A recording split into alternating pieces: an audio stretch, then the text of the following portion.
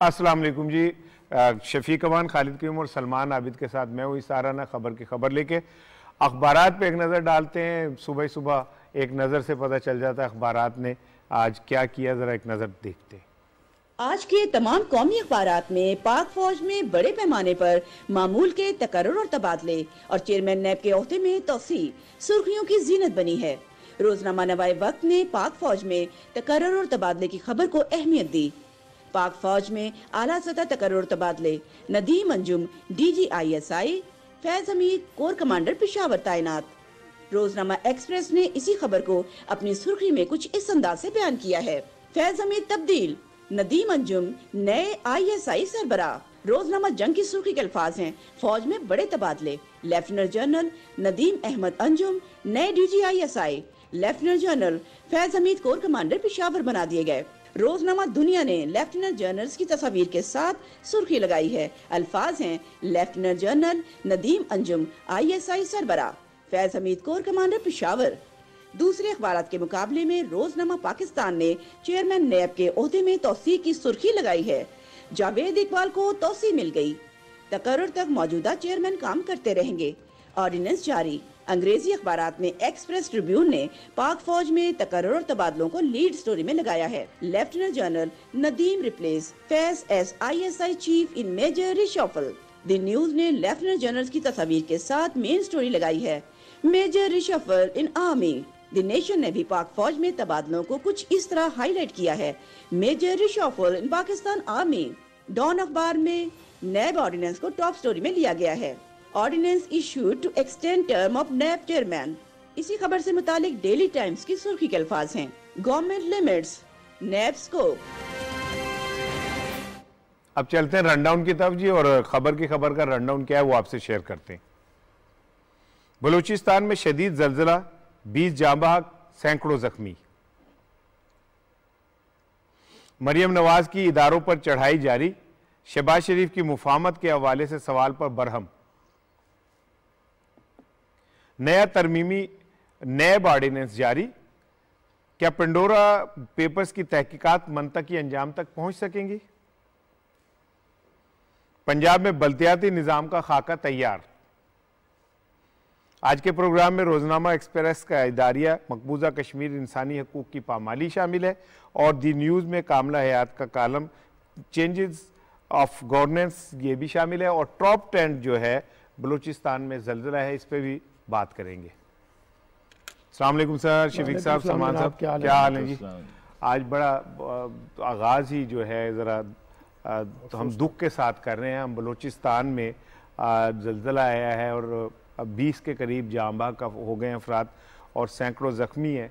अल्लाह ताला इस वक्त जो लोग इमदाद के तालिब हैं, हमारी दुआएं उनके साथ हैं कि अल्लाह इस मुश्किल घड़ी में आप लोगों की मदद फरमाए, और अल्लाह ताला ये जो एक इब्तला का लम्हा है इसमें आपका हामी और नासिर हो। जो लोग ज़ख्मी हैं अल्लाह ताला उन्हें सेहत तंदुरुस्ती दे। हमारा दिल बलूचिस्तान के साथ धड़कता है, और हम इस वक्त ये समझते हैं कि हम सब पाकिस्तानी जो हैं इस दुख के लम्हे में बलूची भाइयों के साथ खड़े हैं। हमारे साथ सूबाई वज़ीर दाखिला मीर ज़ियाउल्लाह लांगो साहब मौजूद हैं। ताज़ा तरीन सूरत हाल उनसे मैंने कहा ज़रा पता की जाए कि क्या है। लांगो साहब, अस्सलाम वालेकुम सर, क्या सूरत हाल है ताज़ा तरीन सर। देखिए, आधी रात को तकरीबन 3 बजे के करीब एक बहुत बड़े पैमाने का जिलजिला बलूचिस्तान के शुमाली इलाकों में क्वेटा समेत आया, जिससे अभी तक जो रिपोर्ट्स आई हैं 20 कैजुअल्टीज कंफर्म हुई हैं और 100 के करीब इंजर्ड्स हैं, और काफी तादाद में घरों का भी नुकसान हुआ है। तो वो रोड लैंडस्लाइडिंग भी स्टार्ट हो गई है, रोड भी बंद हो गए हैं। तो लैंडस्लाइडिंग की वजह से मुश्किलात हो रही हैं, लेकिन PDMA की टीमें हैवी मशीनरी के साथ और लेविस की टीमें रेस्क्यू कर रहे हैं। इंशाल्लाह घंटे डेढ़ में हम रास्ते साफ करके तमाम एरिया तक हमारी रेस्क्यू की टीमें पहुंच जाएंगी।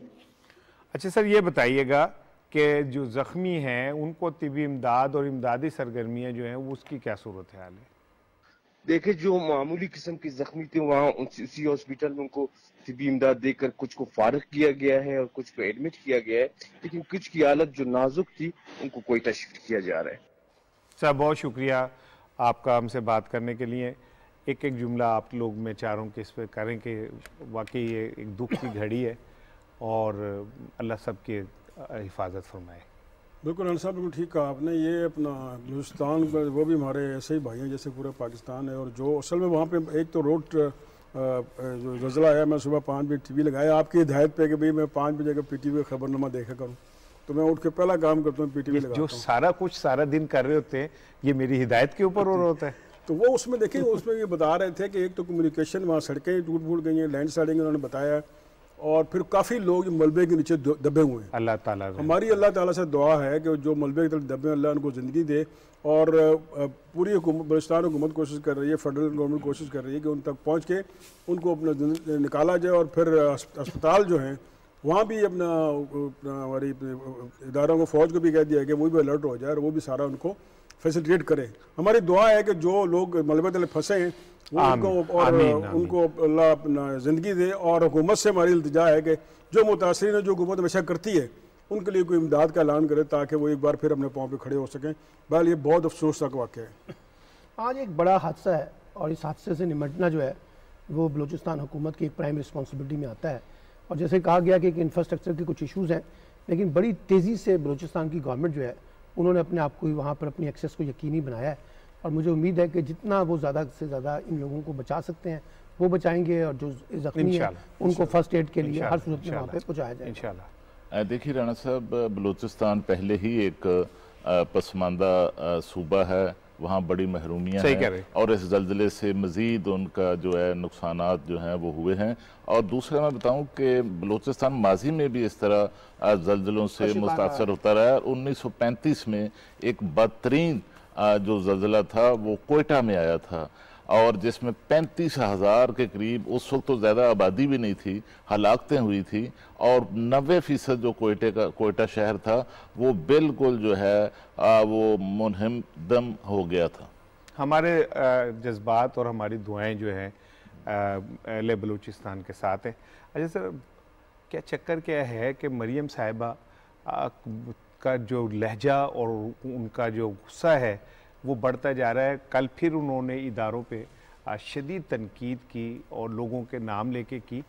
मुझे तो ऐसा लगता है कि मरियम साहिबा ने ये तय कर लिया है कि वो पंजाबी में कहते हैं ना कि खेडांगे ना खिडावांगे विच पसूड़ी पावांगे, वो ये सब कुछ अब मुझे ऐसा लगता है कि हुकूमत और पीटीआई हुकूमत के खिलाफ नहीं कर रही, बल्कि वो ऐसा लगता है कि वो अपने चचा के खिलाफ कर रही हैं और वो किसी तरह ये नहीं चाहती कि उनके चचा जो आगे जा रहे हैं मुफाहमत की पॉलिसी लेके उसे ख़त्म करें। और शफीक, हम कल से हम सलमान आपस में एक दूसरे से खाली साहब डिस्कस कर रहे हैं चीज़ें जैसे जैसे आती हैं कि ये देख रहे हैं कि मुस्लिम लीग नून के अंदर भी फ्रस्ट्रेशन बढ़ रही है।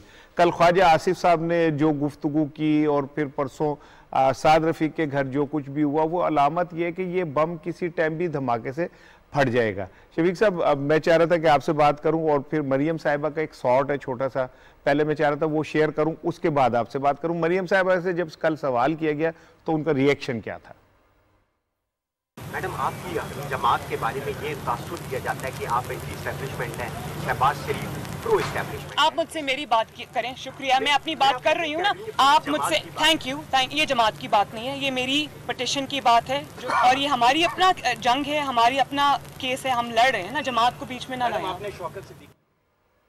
हमारी अपनी जंग है और हम लड़ रहे हैं। और उन्होंने कहा शफीक साहब कि मैं और नवाज शरीफ हम दोनों जो हैं वो असल जंग लड़ रहे हैं। असल में ना इन्होंने अपने आप को आइसोलेट कर लिया बाकी पार्टी से भी, क्योंकि उन्हें नज़र आ गया, उन्होंने देख लिया है कि पहले तो बिटवीन द लाइन बातें होती हैं, अब पार्टी को लोग सरेआम मीटिंग करते हैं। मैं पहले भी जिक्र कर चुका हूँ कि 53 थे, अब वो 75 हो गए MNAs जो सारी मुख्तलिफ ग्रुपों में बैठते हैं, वो बातें करते हैं कि भाई ये अब हम कहाँ जाएं। अब यार इन्हें भी इतना मिल जाती है। 75 मुफाहमती MNA हो गए, तो टोटल तो 85 है। नहीं MNA जो इसमें सेनेटर भी है ना, सारे मिला के सेनेटर हैं, लीडिंग इसमें सिर्फ MNA हैं, सेनेटर हैं, फिर जो लीडिंग उनके जो टिकट होल्डर हैं जो रह गए थे वो भी हैं।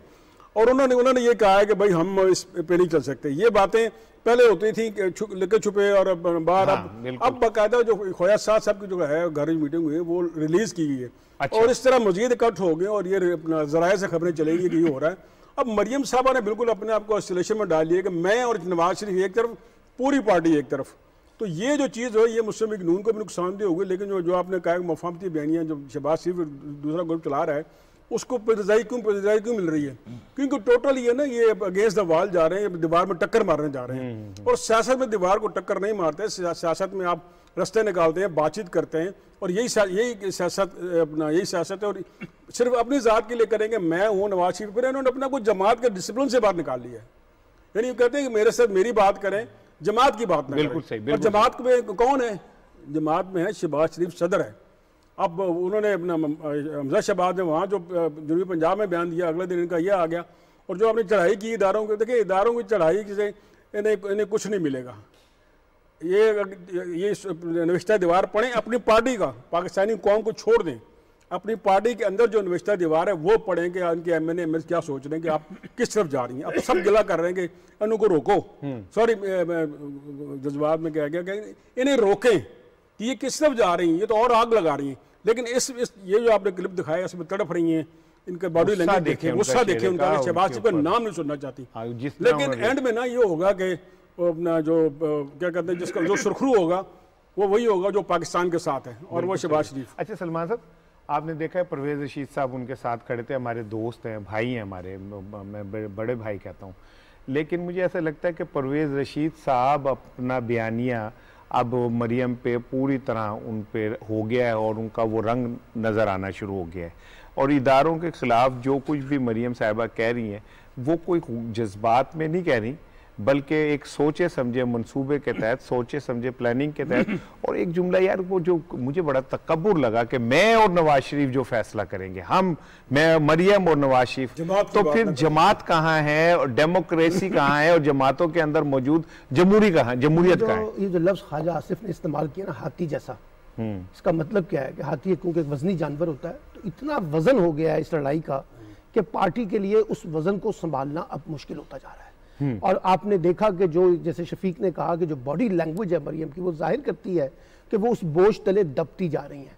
और ये परवेज रशीद हों, इरफान सदीकी हों या और लोग हों जो इस नैरेटिव के ऊपर उनको लेके आए हैं, उन्होंने मरियम को भी आइसोलेट कर दिया है। एक वक्त था मरियम बहुत पॉपुलर कॉन्टेक्स्ट में आती थी, हाँ जी। अब वो पॉपुलर कॉन्टेक्स्ट से निकलकर सब लोग बड़े सरेआम जो है ना वो डिस्कशन कर रहे हैं कि किस तरीके से हम यहाँ से निकल सकें। कल एक एमएनए जो मुस्लिम लीग नून के थे, सिटिंग एमएनए, मेरी उनसे बात हुई तो उन्होंने कहा कि यार हम तो इजलास में जाते ही नहीं है जहाँ मरियम जाती हैं। अच्छा। बिला वजह अपने आप को जो है ना कंट्रोवर्शियल करने की जरूरत नहीं है, हमने ये तय कर लिया कि हम मुफाहमत के साथ आगे बढ़ना चाहते हैं। अब दूसरी बात जरा देखिए, बात बड़ी सिंपल सी है कि मुस्लिम लीग पूरी की पूरी जो है ना बतौर जमात इस वक्त शरीफ खानदान के सामने बेबसी से खड़ी है। एक तरफ वो शहबाज शरीफ की तरफ देखते हैं, एक तरफ नवाज शरीफ की तरफ देखते हैं। ख्वाजा आसिफ ने कहा ना कि असल फैसला तो नवाज शरीफ साहब ने करना है। अच्छा, वो कहना ही चाहते हैं कि शहबाज शरीफ भी करेंगे, लेकिन मसला ये है कि वो जो मैंने कहा था कि दो जगह पे आप फंस के रह गए हैं, तो वो कहते हैं अच्छा जी नवाज शरीफ फैसला करेंगे। भी नवाज शरीफ ने फैसला करना है तो कर ले, लेकिन अगर नवाज शरीफ ने पार्टी का फैसला करना हो तो फिर वो पार्टी के कॉन्टेक्स्ट को इंपॉर्टेंस देंगे ना। वो तो देख रहे हैं अपने खानदान के कॉन्टेक्स्ट में कि मेरी विरासत को किसने फर्दर लीड करना है। इसमें एक काम तो ये है। और दूसरी बात यह है कि मरियम को इस वक्त जो गुस्सा है ना वो ये है कि शहबाज शरीफ और हमजा शहबाज सोलो फ्लाइट क्यों कर रहे हैं, और वो सोलो फ्लाइट से मुराद कामयाब भी हो रहे हैं। देखिए, सोलो फ्लाइट से मुराद ये है कि वो लीड कर रहे हैं, जबकि वो ये कहती हैं कि लीड तो मैंने करना है, आप फॉलोवर हैं, आप मेरे पीछे चले। आप सोलो फ्लाइट करके आगे लीड कर रहे हैं और बड़ा पैगाम दे रहे हैं पार्टी के अंदर कि मैं तो मुफाहमत कर रहा हूं। ये असल में टकराव की सियासत कर रही है, ये आपकी दुश्मन है, ये पार्टी के लिए मसाइल पैदा कर रही है, तो आप मुझे जो है ना साइडलाइन कर रहे हैं। इस पर मरियम काफी जिसे कहते हैं सीखा है। और ये जो उन्होंने कल जवाब दिया है, जिसका भी आपने क्लिप दिखाया, उसमें वो गुस्सा नजर आ रहा है मरियम का कि वो ये कह रही है कि शहबाज शरीफ कौन होते हैं, हमजा शहबाज कौन होते हैं जो मेरे बिहाफ पे बात करें। और जो बात आपने की फाइनली कि वो ये कहते हैं कि सिर्फ मैं और नवाज शरीफ, हम कई दफा इस प्रोग्राम में डिस्कस कर चुके हैं, जो भी फैसला होगा खानदान का होगा या पार्टी का फैसला होगा या हमारे खानदान के अंदर सियासी विरासत का फैसला होगा, वो नवाज शरीफ करेंगे या मैं करूंगा, बाकियों को फॉलो कर। एक मैं बात करना चाहता हूँ कि सबसे पहले इस प्रोग्राम में हमने इशू छेड़ा और न इसको रूटीन से छेड़ा, जिसके बाद मेन स्ट्रीम मीडिया ने उठाया। ये क्रेडिट आपको भी जाता है सर, ये जो तफरीक पैदा की है ना ये आपने की है। ठीक है ना। ये ख्वाजा आसिफ ने क्या कहा कल प्रोग्राम में, मैं जरा शेयर करता हूँ आपसे। ओके, देख सुनिए जी क्या कहा ख्वाजा साहब ने। जो हिस्सा मरियम बीबी के करीब है वो ये कहता है कैंपेन हम करेंगे, क्राउड पुलर हम हैं, वोट गेटर मैं हूं और जीत के सीट वजीर आजम किसी और को बना देंगे, ये नहीं होगा। सो खूबसूरती से उसी वक्त टैकल हो सकती है अगर शहबाज शरीफ वजीर आजम ना बने तो नहीं, मेरा मतलब है खूबसूरती जो है वक्त के साथ जो है वो डिफर भी कर सकती है। आपके ख्याल में वजीर आजम किसको होना चाहिए? मुझे अगर मियाँ ये सवाल जो है ना, इसका जवाब मैं सिर्फ मियाँ नवाज शरीफ को दूंगा। अगर वो मुझे पूछेंगे तो मैं उनको ज़रूर दूंगा। नहीं जी, उन्होंने तो साफ मुकर गए। उन्होंने कहा जी मैं तो इसका जवाब नहीं दूंगा। और ख्वाजा साहब ने कल खासी और भी हाथी, उन्होंने कहा जी हाथी घुस गया है, अब इसे निकालना जो है वो एक मसला है। हाथी निकल जाएगा। राणा साहब, इसका जवाब जो ख्वाजा आसफ साहब ने अपना जवाब महफूज रखा है, इसका जवाब मैं देता हूँ आपको। वो ये है कि नवाज शरीफ साहब और मरीम नवाज साहिबा ये फैसला कर चुके हैं और ये उनकी सोच है कि वो अदारों पर दबाव बढ़ाकर, अदलिया पर दबाव बढ़ाकर अगले 2023 के जो इंतखाबात हैं उससे पहले अपनी नहली को ख़त्म करवाना चाहते हैं, अपनी सज़ा को ख़त्म करवाना चाहते हैं। और वजारत उज़्मा के उन्होंने तय कर लिया है कि अगर नवाज शरीफ वज़ीर आज़म नहीं होंगे या मरीम नवाज वज़ीर आज़म नहीं होगी तो फिर नून लीग में अगले इंतखाबात के बाद भी नून लीग जो है वो किसी और को भी वज़ीर आज़म नहीं बनाएगी। और इस मकसद के लिए मैं आपको बताऊं कि अदलिया पर जो जिस तरह कल नाम लेकर मरीम नवाज ने जो साबिक चीफ जस्टिस पाकिस्तान जो हैं उनका नाम लिया, साकिब नसार का नाम लिया, जस्टिस साकिब नसार का नाम लिया, अजमत सईद साहब का नाम लिया और बाकी जो जजेस जिन्होंने शरीफ फैमिली के ख़िलाफ़, नवाज शरीफ और मरीम के ख़िलाफ़ फैसले दिए हैं, उनके नाम लेकर उनको हदफ बनाया, उनको तनकीद का निशाना बनाया। लेकिन मैं समझता हूँ कि मरीम नवाज साहिबा आज जिस मुदाखलत का और फैसले दबाव में लाकर करवाने की बात कर रही हैं, वो शायद माजी को, नून लीग का जो माजी है उसको भूल गई हैं। वो शायद अपने जो उनके अंकल मियाँ शहबाज शरीफ साहब और सैफुर रहमान की जो गुफ्तगू थी मलक कयूम के साथ, अब वो जो ऑडियो कैसेट है वो आज तक शायद उन्होंने नहीं सुनी कि किस तरह जो है वो अदालतों से फैसले करवाए जाते थे। वो शायद जो सुप्रीम कोर्ट पर 97 में हमला था, उस हमले को जो है वो भूल गई हैं कि जब नवाज शरीफ साहब के खिलाफ जस्टिस शहजाद अली शाह फैसला देने वाले थे और जो करप्शन केस था, प्लाट स्कैंडल, लाहौर का एलडीए का प्लाट स्कैंडल जो था वो जेरे समात था और समात को रुकवाने के लिए हमला किया गया। अब वो शायद ये भूल गई हैं कि जो रफीक तारड़ हैं साबिक सदर, उन पर जो ब्रीफ केस का जो इल्ज़ाम था और खसूसी त्यारे के जरिए सुप्रीम कोर्ट के जजेस को मैनेज करने के लिए कोयटा गए थे, उसको भी भूल गई हैं। वो शायद जस्टिस अफजल लोन को भूल गई हैं कि उनको सेनेटर क्यों बनवाया गया था। वो जिस तरह जस्टिस अफजल लोन ने जो कोऑपरेटिव स्कैंडल आपको पता है 90 के अंदर था, उसमें क्लीन चिट दी थी। बिल्कुल ठीक है। और वो शायद ये भूल गई हैं कि जस्टिस सईदुज़्ज़मान सिद्दीकी को गवर्नर सिंध क्यों बनाया गया था।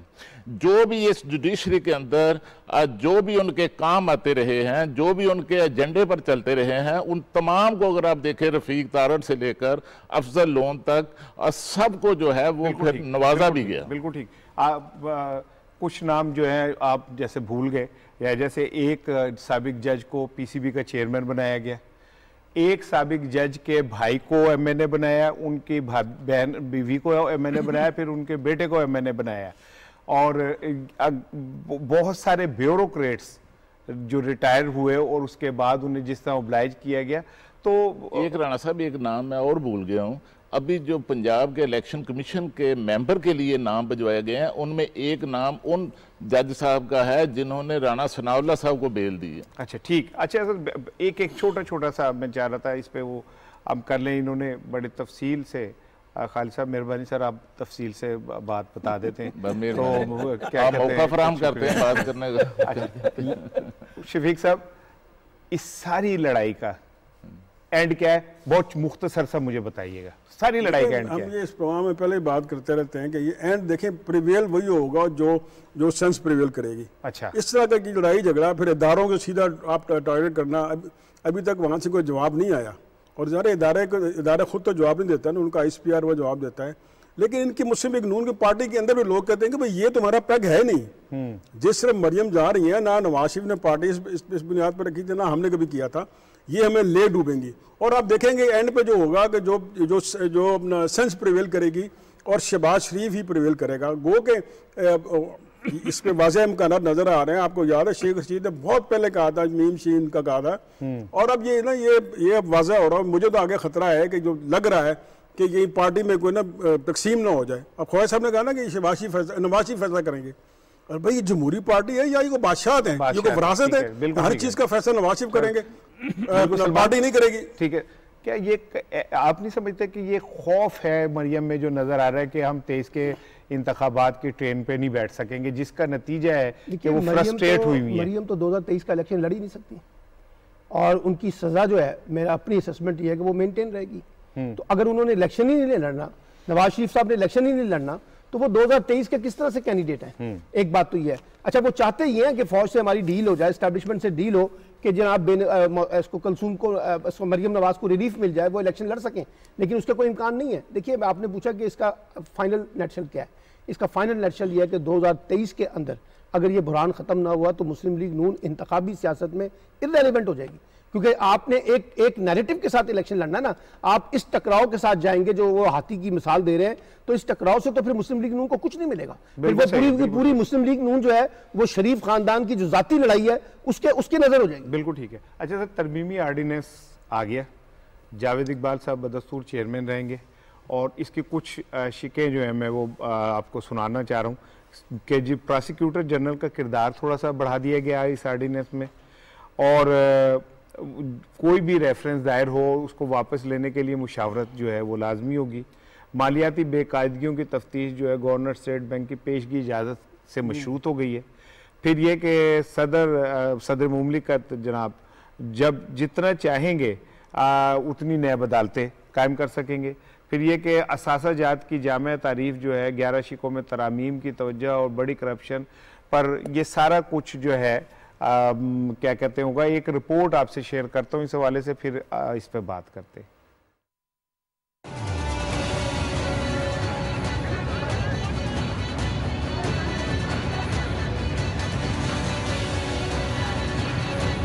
सदर मुमलिकत डॉक्टर आरिफ अलवी ने कौमी एहतसाब का दूसरा तरमीमी ऑर्डिनेंस 2021 जारी कर दिया। ऑर्डिनेंस के तहत chairman NAB justice retired Javed Iqbal को नए चेयरमैन नैब की तैनाती तक तौसीह दे दी गई। ऑर्डिनेंस के तहत सदर मुमलिकत मुतल्लिका चीफ जस्टिस हाई कोर्ट की मुशावरत से एहतसाब अदालतों के जजेस मुकर्रर करेंगे, और एहतसाब अदालतों के जजेस का तकर्रुर 3 साल के लिए होगा। ऑर्डिनेंस के मुताबिक सदर मुमलिकत चेयरमैन नैब का तकर्रुर वजीर आजम और ऑपोजिशन लीडर की मुशावरत से करेंगे। ताहम सदर मुमलिकत इत्तफाक राय न होने पर चेयरमैन नैब का मामला पार्लिमानी कमेटी को भिजवाएंगे। ऑर्डिनेंस के मुताबिक नए चेयरमैन नैब की मुद्दत मुलाजमत 4 साल होगी, जबकि 4 साल मुकम्मल होने पर चेयरमैन नैब को अगले 4 साल भी तैनात किया जा सकेगा। ऑर्डिनेंस में कहा गया है कि पार्लिमानी कमेटी में 12 अरकान शामिल होंगे। ऑर्डिनेंस के मुताबिक दोबारा तैनाती के लिए तकर्रुरी का तरीकाकार ही इख्तियार किया जाएगा। ताहम चेयरमैन नैब को सुप्रीम कोर्ट के जजेस की तरह ही हटाया जा सकेगा, जबकि चेयरमैन नैब अपना इस्तीफा सदर मुमलिकत को भिजवा सकते हैं। ऑर्डिनेंस के तहत तमाम जराइम नाकाबिले जमानत होंगे, सिर्फ एहतसाब अदालत के पास जमानत या मुल्जिम की रिहाई का इख्तियार होगा। ऑर्डिनेंस के मुताबिक नैब कानून का इतलाक वफाकी, सूबाई और मकामी टैक्सेशन के मामलों पर नहीं होगा। वफाकी और सूबाई कमीना कमेटियों और ज़ैली कमेटियों के फैसले नैब के दायरे इख्तियार में नहीं होंगे। शफीक साहब, कल भी हमने अपने प्रोग्राम में ये बात की थी कि मेरा दावा था कि जो अपोजिशन जमाते हैं वो इस जितने भी आर्डिनेंस के अंदर नई शिकें आई हैं, इन मुशावरत से उनकी और उनकी कॉन्सेंट से ही ये सारी आई हैं, और इसमें काफ़ी हद तक इतना वो कर दिया गया जिससे अपोजिशन जमातें जो हैं वो कंफर्टेबल हों। लेकिन ये तय है कि जो लोग नैब के मुजरिम हैं या कौमी मुजरिम हैं दौलत लूटने के, उनको कोई छूट नहीं मिलेगी। इस आर्डिनेंस के आने के बाद भी वो लोग कटहरे में ही रहेंगे और उन्हें अपने कटहरे में जाके अपनी सफाई देनी पड़ेगी। देखिए, आर्डिनेंस क्यों आता है? पार्लियामेंट बनी, पार्लियामेंट कानून साजी करती है। आर्डिनेंस तब आता है और कानून साजी अपोजिशन के साथ मिल के होती है। जमहूरियत का ये जमहूरियत का हुस्न है। लेकिन हमारी अपोजिशन जो है वो खड़ी हो गई, नहीं जी, वो एक ही उनका नुकता था कि एनआरओ दो, हमारे जो लीडरान है उनको एनआरओ दो तो फिर हम जाएंगे। जो 29 निकात में मबनी उन्होंने दिया था वो तो काबिल कबूल था नहीं। उसका मतलब ये इन सबको अपना वाशअप कर दो और नया वो करो। अब हुकूमत ने एक मौका फराहम किया कि जनाब आप आएँ, इस पर तरमीम में हिस्सा लें, कमेटी में बैठे, लेकिन वो बाइकाट कर गए। अब जब तक यानी ये अपोजिशन का रवैया जो खुद मजबूर करता हुकूमतों को कि वो अपना कानून साजी के बजाय जब ये रास्ता बंद कर दे पार्लियामेंट का, फिर वो ऑर्डिनेंस लाते हैं। बिल्कुल ठीक। और इस ऑर्डिनेंस में क्या है, अपोजिशन रोती थी कि जी ताजर परेशान है, ब्यूरोक्रेट परेशान है, काम नहीं होता, इन्वेस्टर परेशान, इन्वेस्टर नहीं आते, फिर 90 दिन का रिमांड, फिर ये फिर वो। अब इसमें तमाम वो जो आपने बिल्कुल ठीक कहा, जो अपोजिशन के वो एतराज़ात थे उनको काउंटर किया गया है और जो उनके एतराज़ात थे उनको दूर किया गया है। अब कल फवाद साहब कह रहे थे कि इसको वो बिल की सूरत में लाएंगे। बिल्कुल। तो अब बिल की सूरत में लाएंगे तो अपोजिशन को चाहिए कि जैसे आपने कहा कि मेरी भी यही है कि कंसर्न से आए कि उसको बिल बनाए, कानून बनाए, अगर कोई मजीद बेहतरी होती है तो टेबल पे आके बात करें, बजाय इसके कि वो एक पास रूस के बैठ जाना, ये कोई तरीका नहीं है। फिर आपके गिला करेंगे ऑर्डिनेंस आ गया, ये आ गया, वो आ गया। मुझे उम्मीद है कि जो बिल आ रहा है उसमें सब बैठ के कुछ मजीद बेहतरी करेंगे। जी बात यह है कि इस तरमीमी ऑर्डिनेंस की जो इतनी शिकें भी आपने पढ़ी हैं उससे तो सारे फरीक काफ़ी हद तक मुतमईन है। ताजिर भी मुतमईन है, सियासतदान भी मुतमईन हो गए हैं, बहुत सी चीज़ों पे मुतमईन हो गए हैं। और मुझे कल एक MNA ने, फिर मैंने जिनसे बात हुई तो मैंने उनसे पूछा, उनका हम तो बड़े मुतमईन है। तो मैंने कहा आप तो शोर मचा रहे हैं। सिंध हुकूमत को भी उसी तरह उसी रिलीफ मिला। अच्छा, मैंने कहा आप तो बहुत शोर मचा रहे हैं अगर आप मुतमईन है। उन्होंने कहा वो तो हमारी मजबूरी है ना, हमने हुकूमत के आगे उस पर शोर बीन अपना मातम तो करना है। अच्छा, अब उसमें एक और चीज़ बड़ी इंपॉर्टेंट है। देखिए कल से एक नैरेटिव बिल्ड हो रहा है कि जो चेयरमैन नैब है शायद उनको कोई एक्सटेंशन मिल गई है। देखिए ये कहा गया है बड़े वाज़ेह तौर पे, ये कायम मुकाम है जब तक के नए चेयरमैन। और ये हमने कहा था कि इस प्रोग्राम के अंदर ये असूली तौर पे तो आप कायदे-ए-वान और कायदे-ए-इख्तिलाफ ने मिलकर तय करना था। लेकिन क्योंकि ये भी तस्हीह कर लें कि हुकूमत ने अपोजिशन से मुज़ाकरात से इनकार नहीं किया, बल्कि उन्होंने कहा कि हम अपोजिशन से मुज़ाकरात करने के लिए तैयार है, शहबाज शरीफ से मुज़ाकरात नहीं हो सकते क्योंकि उनके ऊपर संगीन इल्जामात हैं। एक बात ही है। अच्छा, अब ये मामला जाएगा पार्लिमानी कमेटी के अंदर, पार्लिमानी कमेटी में जाएगा तो वहां से ये तय होगा। तो मुझे लगता ये है कि अगले कोई 3-4 माह, 5-6 माह के अंदर अंदर आप देखिएगा कि नया चेयरमैन नैब जो है वो जरूर आएगा। इसलिए ये कह देना कि जी हमने इस मसवदे के साथ कोई 4 साल की उनको एक्सटेंशन दे दी है, ये परसेप्शन जो बिल्ड किया जा रहा है अपोजिशन का, ये गलत है। अभी वो सिर्फ उनकी एक्सटेंशन उस वक्त तक है जब तक के नए चेयरमैन नहीं आते। और ये क्यों किया गया है? ये क्यों किया गया? ये इसलिए किया गया है कि अगर मिसाल के तौर पे कल जी चेयरमैन नैब खत्म हो जाते और नए चेयरमैन के अंदर जो डिले आता तो उस वक्त तक नैब जो है वो इनफेक्टिव हो जाता, वो काम ही ना कर पाता सही तरीके से। बिल्कुल ठीक है। अच्छा, तो पेंडोरा पेपर्स का मामला बड़ी तेजी से उठा और उसके उठने के बाद और मैंने देखा कि वो आहिस्ता आहिस्ता उसमें जान नहीं रही और वो नीचे आ गया। मैंने जितना भी इसको स्टडी किया उसमें जो अहम बात थी ना वो ये थी कि जिन लोगों ने यहाँ पे इसको तफ्तीश की, तहकीक की और पेंडोरा पेपर्स में अपनी वो दी, उनमें चीमा साहब जो है, फ़खर दुरानी साहब और उमर चीमा साहब पेश है। लेकिन मुझे बड़ी हैरत हुई कि जो उन्होंने तफ्तीश का मेयार रखा, कल भी मैंने बात की, आज मैं फिर करता हूँ, वो इंतहाई गैर जिसे कहते हैं ना प्रोफेशनल, नॉन प्रोफेशनल था। अगर उमर चीमा साहब तफ्तीश कर रहे हैं किसी घर की और वो पूछ ये रहे हैं कि ये बताएं कि फ़ौज का किरदार क्या है, और वो ये पूछ रहे हैं कि जी बताएं कि इलेक्शन में फेयर हुए या नहीं, तो फिर अगर वो ये सवाल कर सकते हैं तो ये मुझे भी हक है सवाल करने का कि आपकी सहाफ़ती क्रेडिबिलिटी क्या है, आप सहाफ़ती तौर पे कहाँ पे खड़े हैं और आप में कितना दम है बात करने का। आपको जब बेसिक का नहीं पता और आप वो कर रहे हैं तो मुझे तो ये सारी क्रेडिबिलिटी जो है दाव पे लगती है। मेरी बात हुई राजा नादिर परवेज साहब से, 5 दफा वो पार्लियामेंट के मेंबर रहे and he is a great soldier.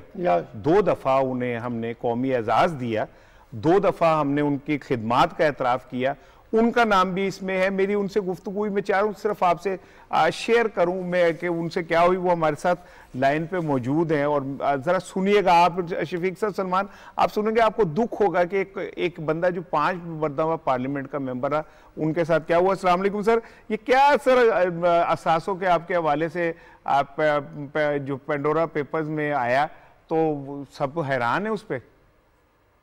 मेरी गुजारिश है कि मेरे गोशवारे आज से नहीं, 1985 में पहली दफा मैंने बना, तब से गवर्नमेंट के रिकॉर्ड पे है। मेरी कोई खुफिया जायदाद नहीं, मेरा कोई ऑफशोर कंपनी नहीं है, मैंने कभी कारोबार नहीं किया। मेरे जिस कंपनी के नाम ले रहे हैं, मेरे फरिश्तों को भी नहीं पता कि कौन सी ये कंपनी है, कहाँ ये लोकेटेड है, कौन सी ये लोग है। और 2003 में I was an MNA, opposition में था, मैंने था जब ये कंपनी बनाई गई है, और फिर इसने ट्रेड किया है रशिया के साथ, इंडिया के साथ, चाइना के साथ, थाईलैंड पर, कहाँ मैं इंडिया के साथ ट्रेड कर सकता हूँ, ये सोच भी नहीं सकता, जहाँ मैंने 3 जंगें लड़ी हैं इंडिया के खिलाफ। अच्छा सर, ये जो फेक न्यूज़ है और इससे लोगों की शख्सियत जो है उस पर दाग लगता है और उसके बाद इसकी वजाहत भी कोई नहीं होती, तो आप नहीं समझते कि जो सहाफ़ी है उसे अपनी जिम्मेदारी का मुजाहरा करना चाहिए? मेरी गुजारिश ये है कि अगर देखें, मुझे कुछ नहीं चाहिए, मेरी इज्जत बहाल होनी चाहिए। मैंने अपनी वर्षन दी है। अभी जो पेट्रियाट किस्म के जर्नलिस्ट हैं, जो पेट्रियाटिक हैं, जो पाकिस्तानी है, ये उनका फर्ज बनता है कि इसको अनकवर करें। अगर मेरा कसूर है तो मैं हाजिर हूँ। और गवर्नमेंट ने एक सेल बनाया है इन्वेस्टिगेशन के लिए, मैं उनको चैलेंज करता हूँ। मैं अपने आप को ऑफर करता हूँ कि आप सबसे पहले एज ए टेस्ट केस मेरा केस लें, उस पर इन्वेस्टिगेट करें। साहब, मेरी अपील है, जो पेट्रियाटिक हैं, पाकिस्तानी जर्नलिस्ट हैं, जिनको दुख है दिल में पाकिस्तान का, और मैं उनसे अपील करता हूँ खुदा के लिए आगे निकल के आए और सच जो है इन लोगों को बताए। सच के खालिद साहब, वो नादिर साहब कहते हैं कि जो पेट्रियाट सहाफ़ी हैं वो आगे निकलें और सच लोगों को बताएं। हम जब बोलते हैं तो फिर हमारे खिलाफ इतना शोर उठता है, क्या इतना लोगों में बर्दाश्त नहीं है कि आप किसी का कैरियर, किसी की ज़िंदगी तबाह कर दें? अगर हम 2 सवाल करें तो वो आपको कबूल नहीं होता। देखिए, मैं तो राजा नादिर परवेज़ साहब को बड़े तवील अरसे से जानता हूं, क्योंकि हम शुरू से ही पॉलिटिकल रिपोर्टिंग में रहे हैं। तो वो फेक न्यूज़ जो उनके हवाले से आई है, पनामा जो पेंडोरा पेपर्स में, उस पर वो बड़े दुखी हैं। और मेरी इतला के मुताबिक उन्होंने जो है इसके ICIJ के ख़िलाफ़ और पाकिस्तान के अंदर जो उनके नुमाइंदे हैं उनके ख़िलाफ़ जो है वो कानूनी चाराजोई करने का भी फ़ैसला किया है, और इस हवाले से अपने वकला से वो मुशावरत कर रहे हैं।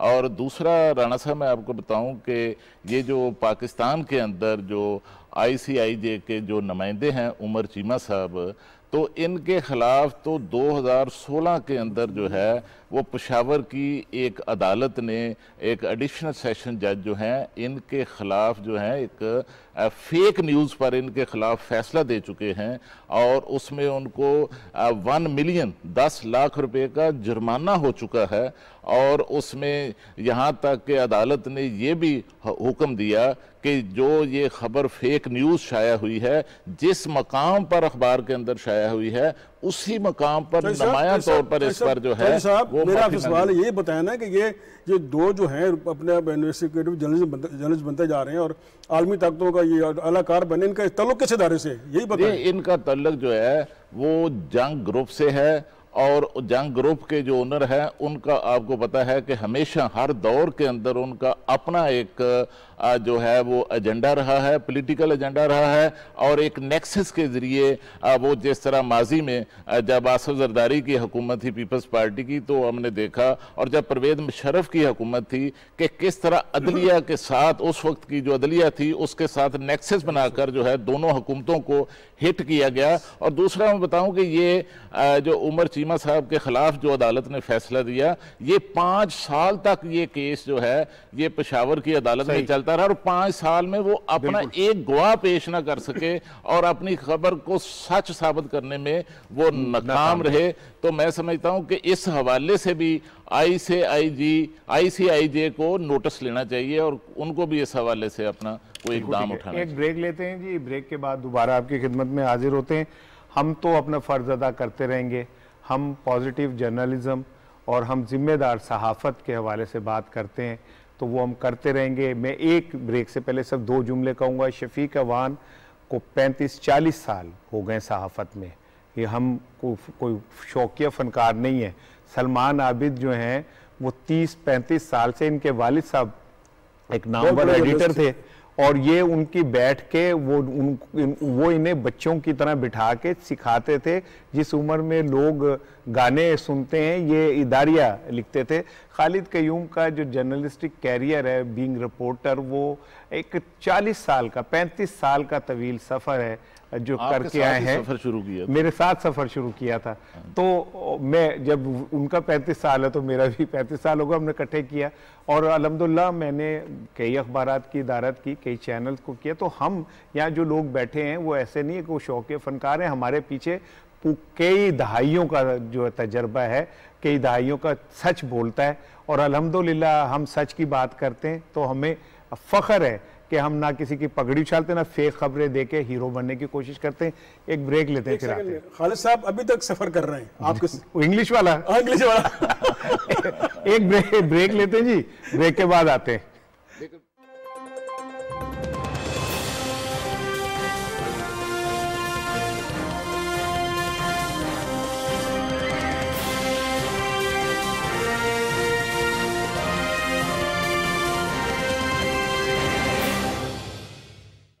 मदीना की रियासत के असूलों पे एक अजीम कौम बना। पाकिस्तान में इससे पहले भी निफाज इस्लाम की बात होती थी। रियासत मदीना और इसमें क्या फ़र्क है? रियासत मदीना का फ़िक्री और अमली निज़ाम क्या होगा, उसकी दाखिला और खारजा पॉलिसी क्या होगी? क्या जदीद रियासत मदीना में अक़लियतों को वो तमाम हुकूक हासिल होंगे जो हुजूर सल्लल्लाहु अलैहि वसल्लम के ज़माने में उनको हासिल थे? क्या मिसाक मदीना की बुनियाद पर आइन बन सकता है? नई नस्ल के इन सवालों और फिक्री उलझनों को पाकिस्तान टेलीविजन ने मुल्क के मुमताज़ साहिबान इल्म के सामने रखा। उनके जवाबात को एक सिलसिला खुतबात की सूरत में पाकिस्तान टेलीविजन आपके सामने ला रहा। 1 रबीउल अव्वल से 12 रबीउल अव्वल तक हमारा खुसूसी प्रोग्राम देखिए, रियासत मदीना और जदीद तस्वुर रियासत।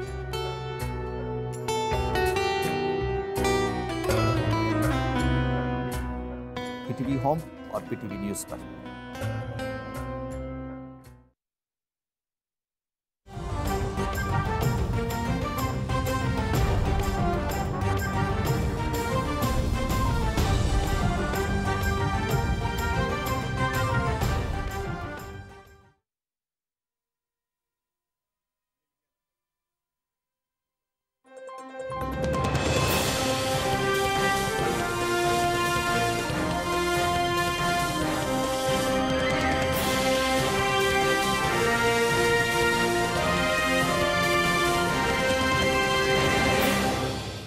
जी वेलकम बैक जी। और अब हम बात करेंगे कि पंजाब भर में बलदियाती इदारों की बहाली का फैसला हुआ है। सब कमेटी की मंजूरी के बाद असम्बली काबीना को इरसाल कर दी गई है। इसका मतलब ये है कि जैसे बलदियाती इदारे बहाल होंगे एक नया निज़ाम, नया तो नहीं पुराना ही निज़ाम, लेकिन ये कि आवाम को जो बराह रास्त बहुत सारे उसके मसाइल हैं उनको एड्रेस करने का एक निज़ाम हमारे पास आ जाएगा। और हमारे साथ लाइन पे मौजूद हैं सूबाई वज़ीर बल्दियात महमूद रशीद साहब, वो इस मामले को भी देख भी रहे हैं, तो उनसे ही बराह रास्त बात करते हैं। महमूद साहब अस्सलाम वालेकुम सर। वालेकुम सलाम। अच्छा सर, अभी हम डिस्कस कर रहे हैं कि बल्दियाती इदारों की बहाली का फैसला हो गया, तो सर होमवर्क मुकम्मल है इस हवाले से? जी, हमने ट्रांजिशन कमेटीज बनाई हुई थी और उन कमेटीज ने जो रिकमेंडेशन दी हैं उसके मुताबिक मुकम्मल तो नहीं लेकिन ज्यादातर बल्दियाती अदारों को बहाली की समरी जो है वो कैबिनेट को हमने भिजवा दी है।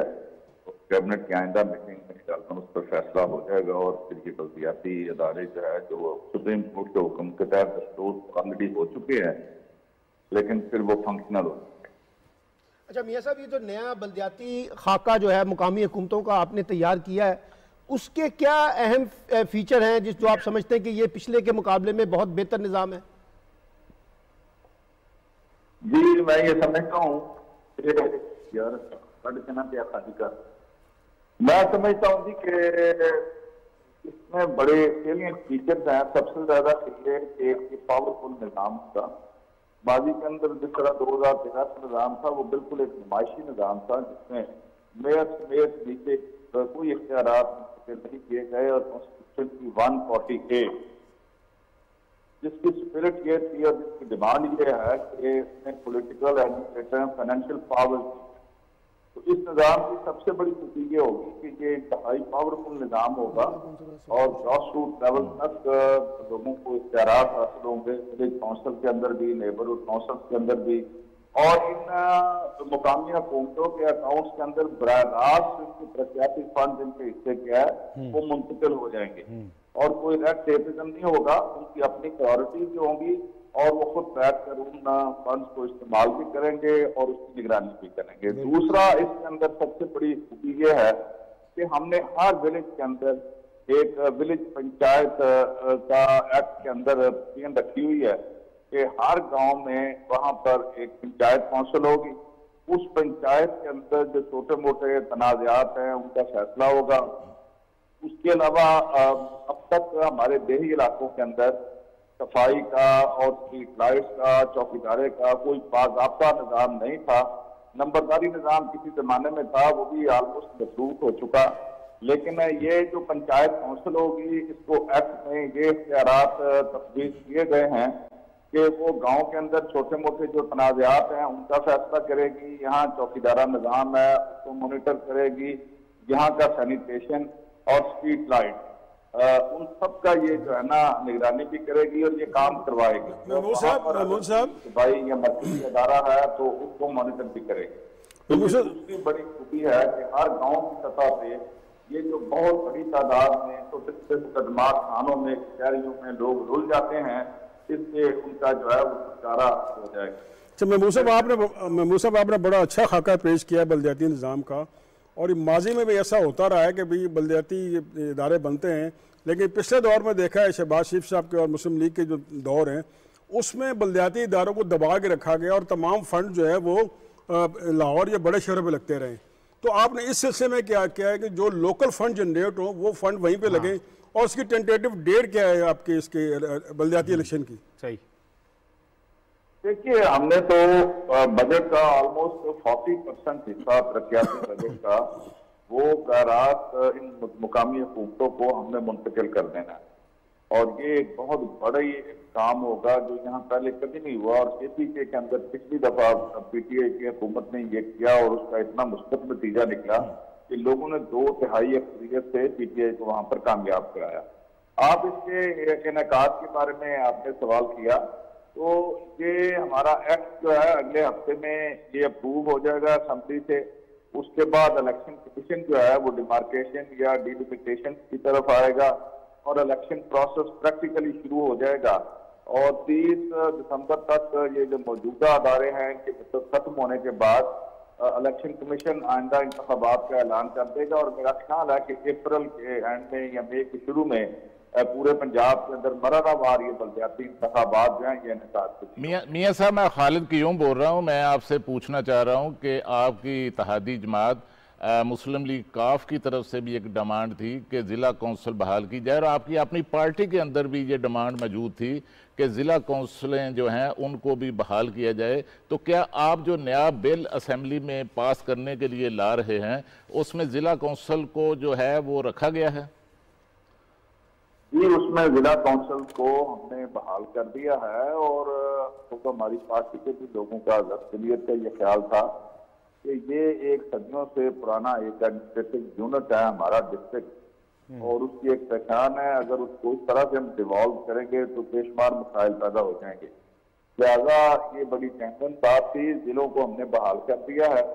बता अर्बन रूरल डिवाइड उसको हमने बरकरार रखा है। तहसील काउंसिलें और टाउन नहीं होंगे, बल्कि म्यूनसिपल कमेटीज होंगी, टाउन कमेटीज होंगी, कारपोरेशन होंगी, मेट्रोपॉलिटन कारपोरेशन होगी और डिस्ट्रिक्ट काउंसिल होगी। बहुत शुक्रिया सर, बहुत शुक्रिया महमूद रशीद साहब, हमसे बात करने का बहुत शुक्रिया। अब चलते हैं सर हम रोज़नामा एक्सप्रेस के इदारिया की जानिब, और वो कश्मीर में जो इंसानी हकूक़ की पामाली है उसके ऊपर है, और ये आपका सब्जेक्ट है। देखिए, बात यह है कि इस इदारिये के अंदर भी बुनियादी तौर पे जो इस वक्त भारत मकबूजा कश्मीर में जो कुछ कर रहा है ना, बर्बरियत, उसकी एक झलक दिखाई गई है। मसलन क्या है, कश्मीरियों की नस्ल कुशी वहाँ पे हो रही है, वहाँ इज्तिमाई कब्रें बन रही हैं, वहाँ जो है ना ज़ेर हिरासत वहाँ पे किया जा रहा है, केमिकल का इस्तेमाल हो रहा है, औरतों और बच्चों पे तशद्दुद हो रहा है। और फिर आप ये देखिए कि ये अमरीकी कमीशन बराए मजहबी आज़ादी है, उसने भारत के बारे में कहा है कि वो अक़लियतों के लिए इस वक्त दुनिया में सबसे ज्यादा गैर महफूज मुल्क है, और खास तौर पे Amnesty International, human rights watch, European Union, इन सब की रिपोर्ट्स मौजूद हैं जो जाहिर करती हैं। फिर वहाँ पर खास तौर पे जो मुस्लिम आबादी है मकबूजा कश्मीर में, उसको अक़लियत में तब्दील करने की जो कोशिश की गई है 370 के साथ और 35A के तहत, तो इसमें जो सवाल बुनियादी उठाया गया ना, वो ये सवाल उठाया गया कि आलमी ताकतें और आलमी कुव्वतें और ख़ास तौर पे अमेरिका और बड़े ममालिक जो हैं वो क्यों खामोश हैं भारत की इस मुजरिमाना इस अमल पर, जहां मकबूजा कश्मीर में आप देखिए कई साल हो गए हैं और वहां पर इस वक्त कर्फ्यू नाफिज है और आपने वहां पे बर्बरियत का एक बाजार गर्म किया हुआ है, लेकिन उस पर आलमी दुनिया की खामोशी जाहिर करती है कि ये मसला सिर्फ भारत का नहीं है, बल्कि साथ साथ बड़ी ताकतें भी इस मुजरिमाना गफलत की जिम्मेदार हैं जो मकबूजा कश्मीर में इस वक्त सूरत हाल दो चार। ठीक, दी न्यूज़ में कामला हयात साहिबा का कालम है चैलेंजेस ऑफ गवर्नेंस। उसमें वो ये कहती हैं कि गवर्नेंस का बहरान जो है हुकूमत के लिए बहुत बड़ा चैलेंज है। पार्लियामेंट को बाइख्तियार और मौसर बनाना होगा, गवर्नेंस के निज़ाम को अवामी ख्वाहिशात के ताबे करना होगा, इदारों को मजबूत बनाना होगा, अहम फैसला साजी में मुशावरत को यकीनी बनाना होगा। आपके मैं चाह रहा था इस पर राय लूँ, वैसे तो ये सारी चीज़ें हो ही नहीं है। राना साहब पता क्या मसला है, आज जर्नलिज्म में जो मैं पहली चीज़ सिखाई गई थी मेरे उस्ताद हुसैन नकी साहब थे कि आपने अपना जो लिखना है खबर तो आपने खबर देनी, उसमें आपने कुछ अपना एनालिसिस नहीं देना। जब आप एनालिसिस दो कॉलम दो तो उसमें बोथ वर्जन दो। अब कामला यासा मेरी एडिटर नहीं है, लेकिन मुझे अफसोस से कहना पड़ता है कि उन्होंने एक तरफा स्टोरी सुनाई, वन वे टिकट उन्होंने लिया और उसमें घुस के सारा उन्होंने अपना ये क्रिटिसाइज़ किया है। अब देखिए ये तो फिर मुझे यही जो पोजीशन की बोली है जी, पार्लियामेंट बालादस्त नहीं है, इदारा ही नहीं है, ये है वो है, जो पॉइंट उन्होंने उठाए हैं कम से कम इसका अगर वो न्यूट्रल एनालिसिस देती हैं तो वो ये भी बताती हैं कि गवर्नमेंट ने क्या किया है। पार्लियामेंट बालादस्त नहीं, हर चीज़ पार्लियामेंट से हो रही है, इदारे क्रिटिसिज्म करना सबसे आसान काम है, लेकिन किसी चीज़ को बैलेंस लिखना जो है वो और बात है। और मुझे अफसोस से कहना पड़ता है कि जैसे आपने भी जिक्र किया कि ये चीज़ें सब हो रही हैं, कौन सी चीज़ें नहीं हो रही हैं ऐसी, यानी एक आपने जो आपके ज़हन में आया आपने वन साइडेड नैरेटिव दे दिया, लेकिन काउंटर नहीं किया।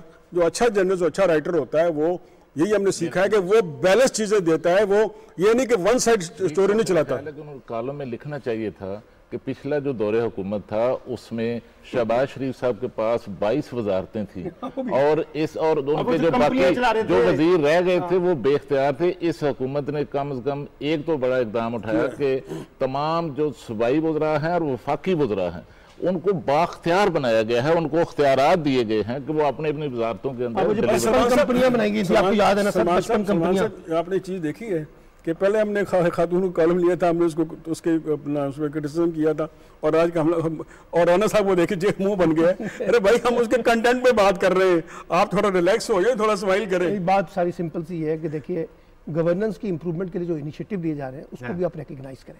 मैंने आपसे छोटी सी मिसाल दी है, शहबाज शरीफ 55 कंपनियों के साथ जो है ना ऑपरेट कर रहे थे और 22 मिनिस्ट्रियों के साथ। अब ये इस वक्त वो शक्ल नहीं है इसी लोकल गवर्नमेंट सिस्टम में भी, जिसमें महमूद साहब ने बताया, इसके अंदर अब LDA को, वासा को, PHA को, इन तमाम इदारों को लोकल गवर्नमेंट के मातहत किया जा रहा है। तो मेरा मतलब है गवर्नेंस की तरफ चीजें हो भी कर रही है ना, जो अच्छी चीजें हो रही है उसको रिकग्नाइज भी करना चाहिए। और ये देखें ना उसका एक पॉइंट जो उन्होंने कहा जी अहम फैसला साजी में मुशावरत होनी चाहिए। तो अब जितनी चीज़ें हो रही हैं, वज़ीर आज़म ने सिंध हुकूमत से मुशावरत की, EVM पे अपोजिशन से मुशावरत की, जो इंतखाबी इस्लाहात हैं, कानून साजी, उस पर मुशावरत शुरू हो चुकी है। और क्या कहते हैं नैब ऑर्डिनेंस अपोजिशन की मर्जी का दिया गया, फिर भी उनसे मुशावरत की दावत दी गई। स्पीकर साहब जो हैं वो हुकूमती और पार्लिमानी लीडरों से गुफ्तगू कर रहे हैं, तो चीज़ें तो हो रही हैं। ये वो दौर तो नहीं रहा कि जब एक फैसला नवाज शरीफ करते थे और वो विदिन नो टाइम इम्प्लीमेंट हो जाता था। सो मेरा ख्याल है कि उनकी मुशावरत से मुराद ये है कि फिर मरियम को और नवाज शरीफ का आपको space they they, my best friend का मजमून जो लिख दे, माय बेस्ट फ्रेंड का स्पेस मिल जाएगी उनको अच्छी खासी। ठीक है।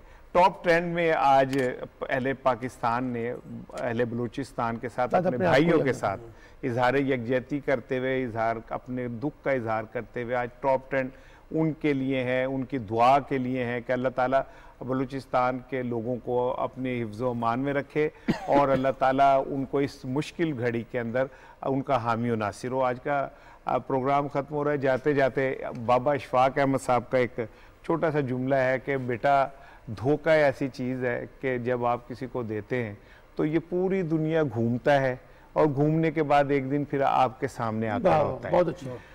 वो भारत ने एक धोखा किया पाकिस्तान के साथ, ऑस्ट्रेलिया और न्यूजीलैंड से मिलके, और उनकी टीमों को रोक दिया पाकिस्तान में खेलने से। अब ये हुआ कि बरतानिया की हॉकी टीम ने भारत आने से इनकार कर दिया। तो मुकाफात अमल है वो चलता रहता है। पाकिस्तान के खिलाफ आप साजिशें करते हैं तो आप समझते हैं कि आप बच जाएंगे, आपको किसी तरह सेफ्टी मिल जाएगी, ऐसा नहीं है। आपके मुंह पे पड़ा है बरतानिया ने ये कह के कि हम हॉकी टीम आपकी तरफ नहीं भेजेंगे, हमारे खिलाफ तो आप साजिशें करते हैं। आप अपने खिलाफ खुद सोचें कि खुद साजिशें कर रहे होते हैं। आज के प्रोग्राम का वक्त ख़त्म हो रहा है, कल इंशाल्लाह मुलाकात होगी। अपना ढेर सारा ख्याल रखिएगा, अपने प्यारों का ख्याल रखिएगा। अल्लाह हाफिज़।